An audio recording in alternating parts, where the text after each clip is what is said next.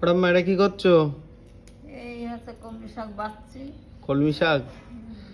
তো দেখো বাজার থেকে কিনে নিয়ে আসলো মা কলমি শাক, এখন সেই কলমি শাক এখন ঠাম্মা বেছে নিচ্ছে, না তো বেছে ওতে নোংরা থাকবে। ওই জন্য খাওয়ার জন্য, তাই তো? তাই খাওয়ার পেছনের এই ডাঁটিগুলো ফেলে দিচ্ছে কেন? ওতে নোংরা টোংরা থাকতে পারে। আচ্ছা, নোংরা থাকতে পারে ওই জন্য পুরো আগাগুলো নেওয়া হচ্ছে, তাই তো? হ্যাঁ, আগাগুলো নিচ্ছি। আগাগুলো ভালো ওই জন্য। দেখো এইগুলো কিন্তু আরো খেতে ভালো লাগে, এই দেখো আগাগুলো, এগুলো কচি কচি ওই জন্য। আর পেছনের যেগুলো ডাটাগুলো ওইগুলো কিন্তু এখন ফেলে দেওয়া হচ্ছে। তো অনেক হয়ে যাবে নাকি? না, কমপ্লিট। রান্না করলে একটু হয়ে যাবে, তাই না? কষ্ট হয়ে যাবে। আচ্ছা, দেখো দুটো কলমি শাকের তাড়ি নিয়ে এসেছিলো, সেই দুটোকে এখন বেছে নেওয়া হচ্ছে।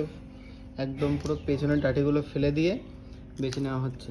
দেখো অনেকটা এখানে দেখতে পাচ্ছ অনেক, কিন্তু যখন রান্না হবে না পুরো অল্প একটুখানি, হ্যাঁ একটুখানি হয়ে যাবে। তো যাই হোক বন্ধুরা, কারা কারা কলমি শাক খেতে পছন্দ করে অবশ্যই জানিয়ে। আমার তো দারুণ লাগে খেতে।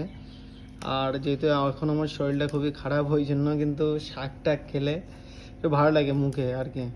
দেখো আর এই করা রয়েছে, এইগুলো বাছার পরে কমপ্লিট, তাই না? হ্যাঁ, এবারে কুচোবো।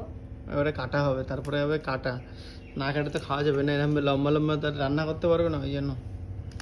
তো যাই হোক চলো বন্ধুরা, যদি ভিডিওটা ভালো লাগে অবশ্যই একটা লাইক করে দিও। আর কারা কারা বাড়িতে এরকম কলমি শাক রান্না করে খাচ্ছে সেটাও জানিয়ে দিও।